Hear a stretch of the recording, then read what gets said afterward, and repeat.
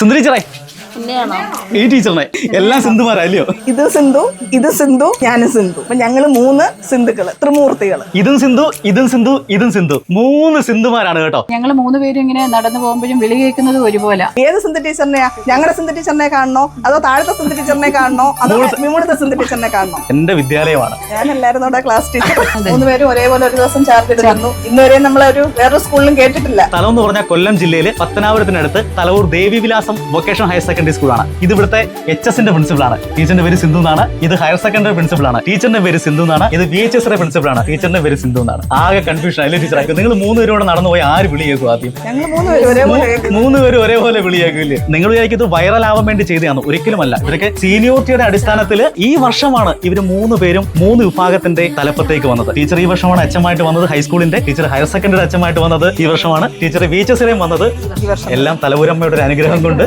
3 സിന്ധുമാർ. ഞങ്ങൾ 3 പേരും ഓപ്പറേഷൻ സിന്ധൂറിന്റെ ആൾക്കാരായിട്ട് ദേവിവിലാസത്തിൽ ചാർജ് എടുത്തിരിക്കുകയാണ്. അതെ അതെ. ഈ പറഞ്ഞത് മാനേജ്മെന്റ് നമ്മളോട് പറഞ്ഞ കമന്റ്. ഇത് ഞാൻ എന്തെങ്കിലും കുഴപ്പം കാണിച്ചാൽ ചിലപ്പോൾ ഈ സിന്ധു ടീച്ചറിനായിരിക്കും കിട്ടുന്നത്. വെക്കേഷൻ സമയത്ത് തന്നെ എല്ലാവരും ചോദിക്കുന്നുണ്ട് ഇത് എങ്ങനെയായിരിക്കും ഞങ്ങൾ ഐഡന്റിഫൈ ചെയ്യുക. അപ്പൊ അന്നൊന്നും ഇത്ര കൗതുകമാണെന്ന് തോന്നിയില്ല. മീറ്റിംഗ് വിളിച്ചപ്പോൾ ഞങ്ങൾ 3 പേരെ സ്വാഗതം ചെയ്യണമല്ലോ. അപ്പം 3 പേരുടെയും പേരെടുത്ത് പറയാൻ വയ്യാഞ്ഞോണ്ട് സിന്ധൂസിന് സ്വാഗതം ആശംസിക്കുന്നു എന്ന് പറഞ്ഞു. ഓക്കെ സിന്ധു, ഞാനെന്നാ താഴോട്ട് പോകാം. ഓക്കെ ആയിക്കോട്ടെ, ഞാനും പോവാ. എനിക്കും അവിടെ നിൽക്കുന്നത്. ശരി.